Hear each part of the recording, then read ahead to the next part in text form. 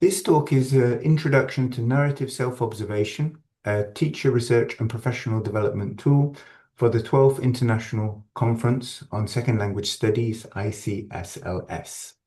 Thank you very much for having us at this conference. Jabber and I are very honored to be chosen as keynote speakers. My name is Jason Anderson. I'm based at the University of Warwick in the UK, and my colleague and co-researcher on this project, Jabber Kamali, will introduce himself in a moment. So the structure for the talk will begin with a little bit of background information, how Jabba developed the idea and then consulted me and brought me in on the project. We'll then look at some of the theoretical underpinnings. We'll then introduce the framework itself, and we'll look at some research onto it, specifically a proof of concept study, the method, impact, practicability. We'll then look at the limitations of NSO and also discuss a little bit of ongoing research. And finally, we'll conclude with the NSO toolkit and provide an invitation to try it out. All of the resources we will share here are either free or open access, so you can access them yourselves, and feel free at any point to take images of the slides and to use the ideas in your own work. Thank you. Yeah, Over to you, Jabba. thank you. Hello, everybody. I'm Jaber Kamali and very happy to be with you today. I hope you find this talk useful. So, as Jason mentioned, the NSO, narrative self-observation, the idea came to me in 2024 and based on some initial inspiration. The first one was my article on procrastinate that was published in the Teacher Trainer Journal. Then my observations and that type of rigid observation and their limitations for teacher development. My favorite methodology in research, autoethnography and teacher identity, which is very close to my heart, and discovery of unseen observation by O'Leary, 2024. So these were the initial inspiration of coming to the idea of narrative self-observation, which was completely different. The first name I had in mind was critical autoethnographic unseen narratives, but the one that you see is more the expertise and the effort of Jason, not me really. It's completely changed everything there. So I reached out to Jason, whose work on teacher development I always appreciated. Then we challenged the norms and integrating diverse perspective. That was the reason it was very good. We just took a look at this idea from two different perspectives and multiple iterations. I think eight drafts of the framework, and now we get here. So I can say that the theoretical underpinnings of this NSO are three important concepts: unseen observation, autoethnography, and the storing and narrative inquiry. I can say the narrative part, we owe to Jason for having this specific part added to this framework. So the floor is yours, Jason. Thank you. And I think we kind of developed these things together. You often mention that point about the change of the name, but this was very much came out of our working together and our combined Exactly, for sure, expertise.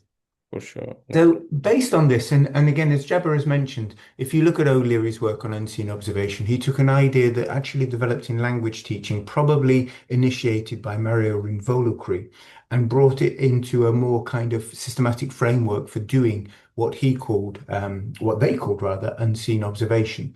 And we felt that the one thing it lacked was a clear narrative element that would link to and enable this autoethnographic element to come through. And that in the research seems to be proving to be really important. So the framework itself that we've got now at this current point, and it's still a work in progress. If you're interested in using it, don't feel like you have to stick to this framework rigidly.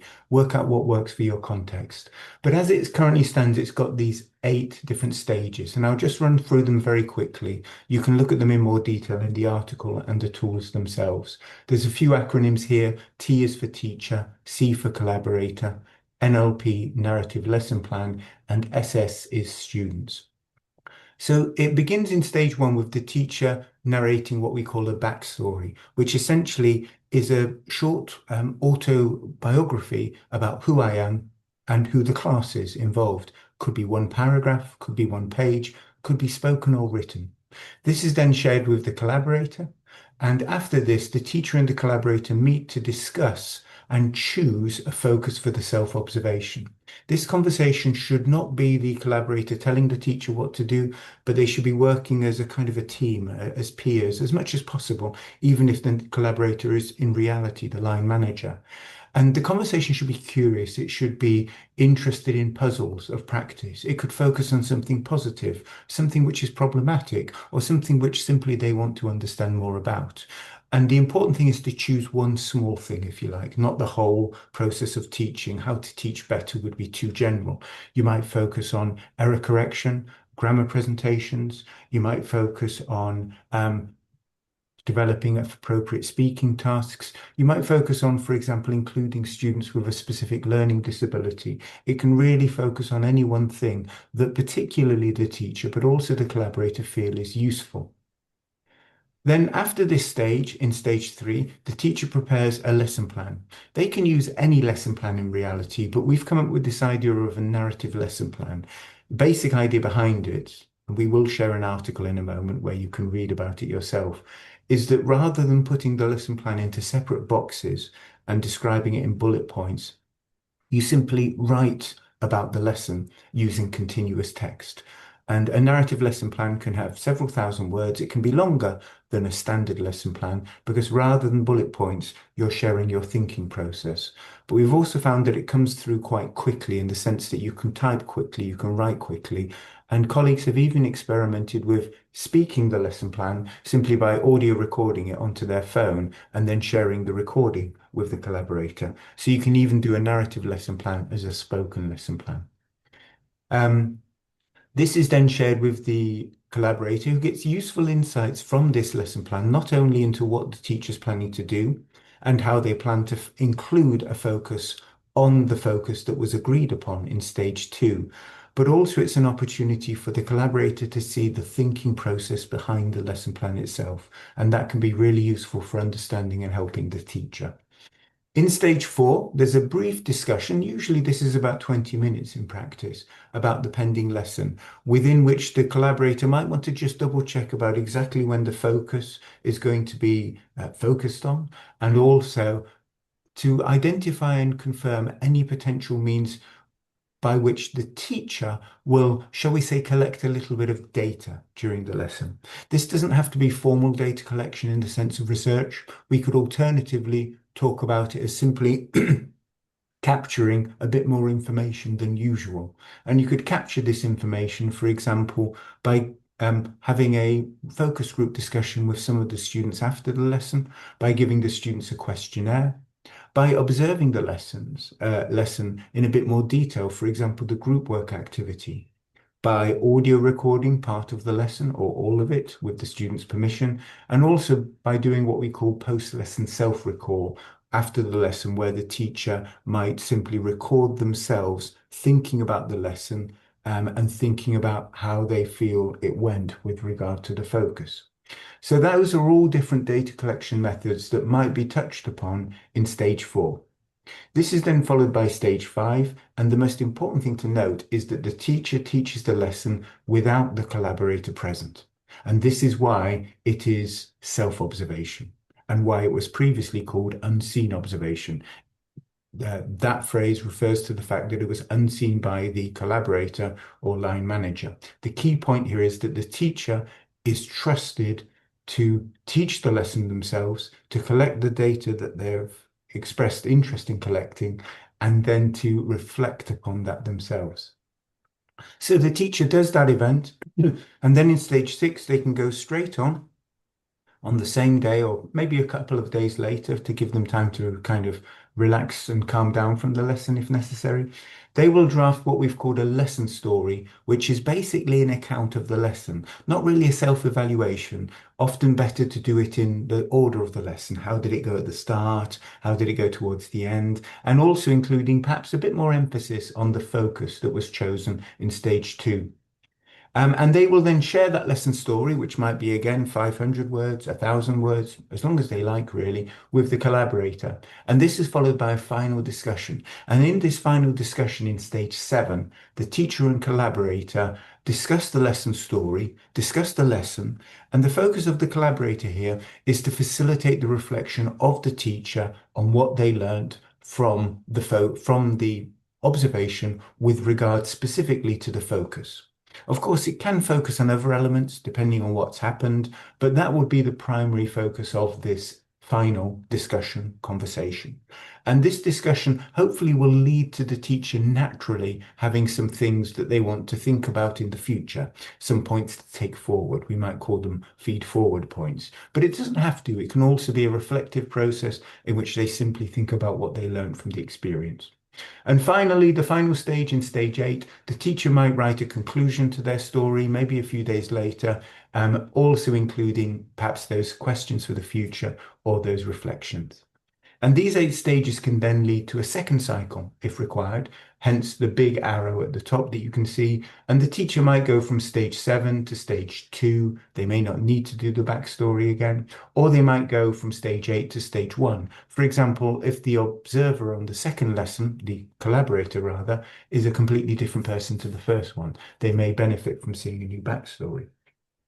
So as you can see, all of these different elements lead to a cycle, and this is what we've called the NSO framework. And as I mentioned, it's not a dogmatic framework that we have to stick to rigorously, but a suggested procedure that is likely to help with the whole NSO process.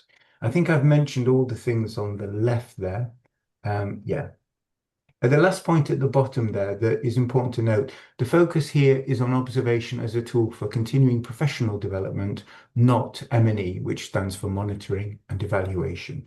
By this, we mean thinking about assessment. We sometimes talk about summative assessment and formative assessment. Summative is where you're trying to work out, for example, how good the student is or what they have learnt. And formative assessment is where we assess in order for learning of the students, for the students to learn from the process. Think about NSO as a means of formative assessment for the teacher, a type of assessment from which the teacher can learn rather than simply be evaluated. Okay. So based on this framework, Jabber and I conducted a piece of research which we called a proof of concept study to see if it worked. You can see the 2 research questions there, which I won't read out because of time. And it involved 3 teachers in Jabber's university. Jabber was a collaborator. And it's important to note here that of course, is both an opportunity and a limitation. Because he knew them well and they knew him well, we were able to get some really useful, honest opinions and extra data from the process. And because we know them, we knew them as individuals and how this process would potentially help them. But also because of that relationship, there's always the danger of confirmation bias, that they may feel the need to tell us what we wanted to hear. And as a result, we've kind of always hedged our conclusions based on this. But nonetheless, we feel the conclusions are really interesting and useful. And the European Journal of Teacher Education agreed sufficiently to publish this. The analysis was qualitative, including both EMIC, Jabber's kind of personal reflections, and the participants. And ETIC, my external analysis, I did some coding on different aspects of the data, and 2 stages of participant validation in which the participants themselves were given the opportunity to feedback on the data, and importantly to check that they were happy with what was there, although they were anonymous in the study itself. Over to you, Jabber. Thank you. Thank you, Jason. Yeah, so the proof of concept study, in the proof of concept study based on the qualitative data, we came to see the impact of NSO. There was some impact that we're going to talk about. Of course, there were more, but we are just limiting it to these important ones. The first is it felt more valid and relevant to practice than traditional observation. The second is that teachers felt greater freedom and willingness to experiment. So I think when we have an observer, that observer paradox is and they do something differently from what they do really in the class in the normal time. So I think that this gives greater freedom, a willingness to experiment, and a kind of risk taking. concrete insights were learned that can be taken forward. So the teachers said that they have learned something that they can do in the next NSO cycle, and they can continue that. So the word continuous is really here. So it is a cyclical process. The interesting one is the honesty to self. So the point is that we cannot tell lies to ourselves. So when you do something, even if you say something different to your collaborator, you know with yourself that it didn't go that way. So this honesty to self, this self-truth is a very important, we can say, impact of NSO that we have found. Teacher reflection during NSO was deep and meaningful. So I think we could get deeper reflection in NSO because nobody's there to just ask you to just guide you to think differently. So you can do whatever you want. That's why the way you are thinking about NSO is a bit deeper. The next point is greater confidence and empowerment for sure, because there is no external stress, external anxiety there. You can have better confidence in you. When you are the one who is observing yourself as a teacher, you get that kind of confidence that you have the expertise to observe yourself, and this is a type of empowerment. And the evidence of transformational impact on identity we have seen, but for sure we have to see it. We have to conduct more research and studies on that. And the point is that maybe this is of more of a longitudinal studies than a one-shot study. So the impact on identity needs to be seen in the cycle. So, but I just want to read the first sentence of Mina, which is a pseudonym of one of the participants of this study, that this experience has been an eye opener for me. So the power of self-observation is high. Very positive sentences we received from them, but we have to see how it goes in other institutions as well. And I think next slide, yeah. So the practicality of NSO was the other point we have found out in the study, in the proof of the concept of proof of principle study. It was logical and relatively easy to implement, which was very important for us because we didn't want to add any burden on teacher's shoulder. Collaborator time commitment only slightly increased because there is no live observation. Almost 15 minutes to 1 hour of live observation is deleted, so the other parts can be just replaced by that. NSO has potential for long-term developmental impact, as we talked about it, as Jason said, it's a cyclical procedure framework and doesn't finish in one shot. And there are some critical reflections. The first point I think is very important. We never claim that this should take the place of traditional observation, but it can be a complementary to it. Expertise of live observation is often useful, so mostly that's why we have a toolkit for collaborators. For less experienced teachers and less experienced teacher educators or collaborators, we have a toolkit, so I think it can be helpful. And the other reflection was that we need more prompts and support. That's why after this study, we try to add to our toolkit and make it a bit more helpful. Yeah, that's it. Jason, over to you. Thank you, Trevor. So when we look at and compare live or traditional observation when the observer is actually present in the room with narrative self-observation when they move into this collaborator role, we find a kind of a continuum from left to right, with live observation tending to be more similar to what is described on the left and narrative self-observation in comparison, more similar to what is on the right.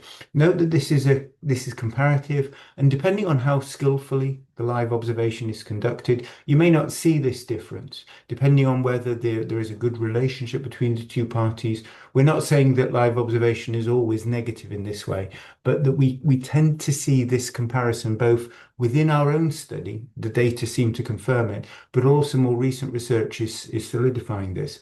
So just to go through some key points here, because narrative self-observation is a more authentic practice in which the teacher, instead of teaching a kind of a special lesson for the observer, they just teach a normal lesson. It's more authentic. The teacher can therefore be more honest to themselves rather than performing a display lesson for the observer. Their practice can therefore be a bit more experimental. They can try out new things. And we found that this was actually, they were so willing to do this in the experimental study that we did, sorry, in the research that we did, that often it led to more challenges than they expected. But the teachers themselves didn't see this as a negative because the collaborator was there to support them through these challenges.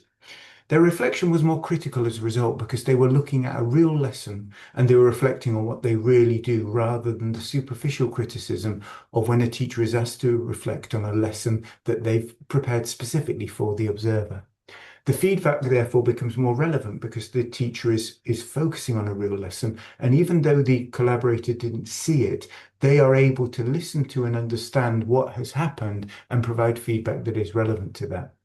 As a result, the learning is less haphazard and more personal, and the teacher is more likely to have increased self-confidence because not only have they focused on something more potentially more useful, they've also, in a sense, developed their own independence to investigate this using their own informal data collection tools and to reflect on it with somebody, instead of the person being a kind of a line manager who tells them what to do, they now have a collaborator who holds their hand and leads them through the process. And therefore, the impact, in theory, is more sustained. But we need to still do more research on this to establish this for certainty. So there we go. And just to emphasize, these are tendencies on a continuum rather than kind of rules that will always apply.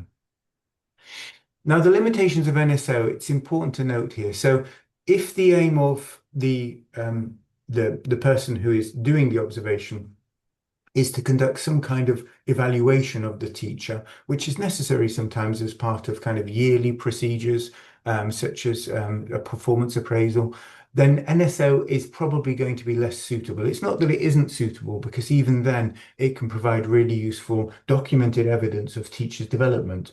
But typically, if the aim is to observe and to give feedback on how well the teacher is teaching per se, then probably a traditional or live observation will be better. A couple of other important points relating to the fact that the observer isn't present in the lesson. It could be that a teacher may wrongly self-diagnose the issue that they're looking at, the focus. It could be that other issues that they haven't noticed go unaddressed. For example, the teacher might be focusing on their error correction, but in fact, the students might be having problems with understanding the instructions. And therefore, that may not be spotted if if there is no observer present in the room. They may underestimate or overestimate their own abilities. They may think the lesson went much better than it did, or they may think it went worse than it did. So all of these are natural kind of limitations from the fact that there is no observer present in the room. That doesn't mean that NSO is less valuable. It simply means that the two processes have different strengths and weaknesses. And if your aim is to ensure that the teacher is aware of what their weaknesses are, again, a traditional lesson observation might be a better idea. There's also a risk of surface level engagement. Although we found really deep, meaningful engagement, as Jabba was saying, there's always a possibility that if you force a teacher to do a narrative self-observation, they may start doing the same kind of display reflection that we often see in a normal lesson, where a teacher is trying not to reflect on the lesson, but trying to tell you, the observer, or you, the collaborator, what they think you want to hear. And that isn't reflection. It is simply an attempt to kind of to predict any criticism. It's not the same thing at all. And of course, the other limitation is it's potentially more time consuming. While a normal professional lesson observation where you have a pre and a post discussion with the teacher, which I personally would consider to be necessary for any observation, that may take in total, say, 2 hours if you have half an hour's conversation before and after and a 1 hour observation. Well, on a narrative self-observation, that may be about the same amount of time, maybe a little bit more. The key point here is that you have to do 3 meetings, which could be, say, half an hour each, but also read some documentation as well. So in total, it's probably a little bit more time for the observer and for the teacher, potentially a little bit more, but some teachers spend hours preparing a in-person, a live observation. And as a result, because they don't feel the need to prepare the lesson any differently, it may not actually be much more work for the teacher themselves. So the key summary point here is that NSO is a tool to be used alongside normal teacher observation, not to replace it. Just going to touch on some ongoing research we've got on NSO.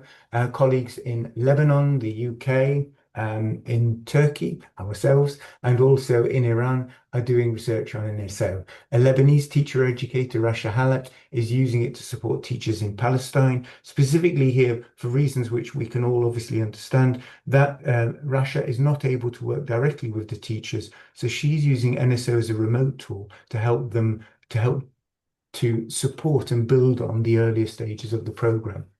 In the UK, Erica Lindley is using it with a group of teachers in a private language school. These teachers aren't so keen on doing lots of written activities, so they're doing it as a more oral activity. And also in the UK, Sean Wilden is experimenting with using NSO, with using a chatbot, specifically ChatGPT, to help him to reflect on the lessons. So his collaborator is actually ChatGPT. Then there's a chain of language schools in Iran which have used NSO quite extensively, and it's found some strengths and weaknesses you can see there. Myself and Jabba and a third colleague are also still conducting research into it. Remember that as teacher educators, we can continue to develop using NSO ourselves. And we're all taking the 3 roles, the role of a teacher, the role of the collaborator, and the role of the researcher. And in our project, we aim to change these roles and to reflect on the process itself. So there we go, some ongoing research for the framework itself. Now, here is a QR code link to the toolkit that should lead you to my website where you'll find the download. If not, you can just go to my website, jasonanderson.org.uk, and you should be able to find it on several pages linked to. Hopefully it's useful, and hopefully it provides a bit more detailed guidance to what we've been able to provide in this talk. We're interested in your feedback, both feedback on the talk, on NSO. Don't worry if it's just anecdotal, it doesn't have to be formal research.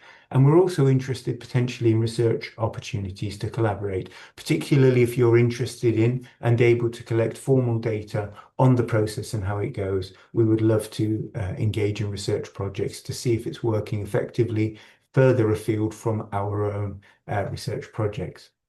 And you can see here are 2 more QR codes. The top one is the same one that you've just had. And then beneath it is a QR code linking to the research article. That's free to download because it's open access. And beneath that, an article on narrative lesson planning, if you're interested in that part of the process, which you should be able to find there. And as you can see here, here are the key kind of references that we've mentioned in the talk. Hopefully, it would be a useful tool for others to draw upon. Thank you. Yep. Thank you, everybody.